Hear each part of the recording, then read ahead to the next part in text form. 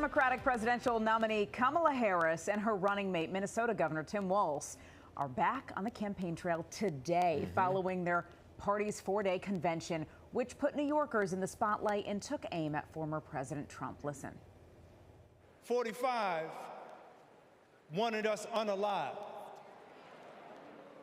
He wanted us dead. Today, we are exonerated because the actual perpetrator confessed and DNA proved it. That guy says he still stands by the original guilty verdict. He dismisses the scientific evidence rather than admit he was wrong. There are 73 days left to go before Election Day. Every second obviously counts for Democrats and Republicans. Joining us this morning to recap the DNC and what we can expect in the coming weeks, political analyst J.C. Polanco. Great to see you, J.C. So happy to be here with you. Let's get first and foremost to the big speech of the night, and that was from the Vice President and nominee herself now, Kamala Harris. How would you rate the speech? Did she hit the issues which people were looking for? They wanted policy. She did. Yeah. I think it was an A. Look, I've been teaching for 24 years. Even when students get A's, it's not perfect, but it's an A. And she introduced herself to the country. For those of us who wanted to hear more about her life, she talked about every aspect of her journey to where she got in a way that was incredible, connecting all the dots for us to see the story of Jamaican immigrant parent, Indian parent coming in, going through law school, what motivated her. This was an amazing story of how she got to where she was, and then started doing something that I thought was remarkable, which is she talked about patriotism. She talked about what it was to be an American. She talked about hope. I think these were all so important. And considering what some folks were concerned about her candidacy, about being a socialist, ultra-liberal, pro-criminal, she wiped all of that away. And she did something that was even more interesting, which is she took the label freedom, liberty, patriotism, Americans, right out of the Republican handbook and owned it yesterday. Yeah. So I think it was great. Now, were there some things that she should have talked about a little more? I think she should have touched on inflation. She should have talked about how families are feeling around the country who can't afford to buy goods, and how hard it is to live. And these things are very important, and quite frankly is one of the biggest issues she's going to deal with. Her biggest issue in this campaign moving forward for the next 73 days is how do you talk about the issues of immigration, the issues at the border, and how are you going to deal with the fact that you have been vice president for over 3.5 years and inflation is a real issue for middle America. That's a big deal. You touched on the two issues that has this race so tight, right? It's down to the wire, even with all the momentum they've had in the last 4 days. So where do they go from here? How does the Harris ticket take off from here, or maybe does it not because of the economy? What's interesting is this country is so divided that this decision of who's going to be president is going to be decided not only by 270 electoral votes, but by a handful of voters. And those handful of voters are really concerned about those issues that we just talked about. So if she spends the next 73 days speaking to the press, local press, speaking to and answering questions, which is something that a lot of people are waiting for. When is she going to sit down with the press, folks like you, and answer some tough questions? I think she has to do that, and she has to face it. Where did we go wrong in the Biden-Harris administration? This is what I learned as VP. This is what we're going to do moving forward. People want to hear that, especially independent voters like me, who yesterday we saw someone that we can relate to.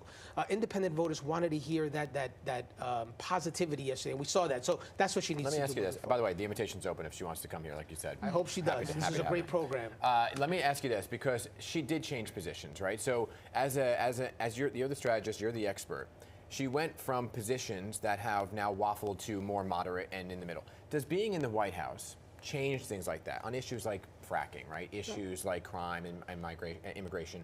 Do being in the White House yourself allow you to go ahead and say, you know what, I now have a myopic view of California to a larger view of the country, and that allows me to change the position? That's always been the struggle. When you become an executive like that, you always have to take the bigger picture. That's why whether you're the mayor of New York City, look at the mayor of New York City versus a city council member. Look at a congressional member versus the president of the United States. It was important for her to come to the middle, and she did so yesterday effortlessly, and I think she connected with a lot of voters. So is that the storyline? They're going to hit her on that. They're going to hit her on that, but she did the right thing. You have to consider how important fracking is to Pennsylvania. Billions of dollars in your soil. What are you going to do about that? She had to do that. She also had to make sure that the country knew her position on immigration, about strengthening the border. And she needed to also reassure Americans that she wasn't some lefty on crime, because independent voters like me care about those issues very much so. So look, she's walking into this race knowing the Democratic states are going to support her. And Trump knows that the Republican states are going to vote. We know how New York is going to vote. We know how Alabama is going to vote. What we want to know is, how is Western Pennsylvania? How is Michigan? How is Wisconsin? How is Arizona going to vote? They're looking at those issues specifically, and can she come to the middle to get those McCain and Haley voters? I think people were quick to point out, though, she's really good with a teleprompter. I think when you saw Walz's speech, it's like, oh, you just love him so much more, right? He's very endearing, seeing his whole family. When you see Kamala Harris, you say, okay, that's sort of par for the course. She's speaking with a teleprompter. It's sort of, where does she go from here with all these interviews? Which is why she has to meet with you guys. She Yes. does. That's the thing. It's the open kind of conversation and the questions where it's not a stump speech. I want to ask you, you mentioned New York City Mayor. There has been this talk of, was he snubbed for not getting a primetime speaking spot or a spot at all to speak, and whether or not him hitting the campaign on immigration maybe have led to that, and the federal investigations? I think that the issue of immigration and his position as mayor of New York City, seeing the incredible migrant crisis that hit us and the billions of dollars that it cost, and how the White House did not respond to his pleas, were why he was not given a speaking role at the convention. I don't think it had a lot to do with the federal investigations. There is no sign that he's been indicted. There's no sign of any wrongdoing. I haven't read anything. I haven't heard anything. And everyone's entitled to the presumption of innocence. So I don't think that's what it is. But I think his position on immigration and the migrant crisis impacted him. But let's be honest. When you looked at this convention, it was so exciting. And it was really exciting as a New Yorker, because you got to see a lot of your guys there. A lot of New Yorkers were on that stage. We were happy to see them. We saw Minority Leader Hakeem Jeffries up there motivating folks. We saw AOC, although I don't agree with him with her on a lot of things. It was exciting to see someone from the Bronx, Queens there. So you got to see a lot of New York, and I don't think it would have been fair to have all of those New Yorkers and the mayor of New York City. It would have been the New York Democratic Convention as opposed to the American Democratic National Convention. You even had Yusef Salaam, city council member. You even had a council member there. Come on. All right, JC, good to talk to you as always. So happy to 75 be here. days and Thank you. counting, right?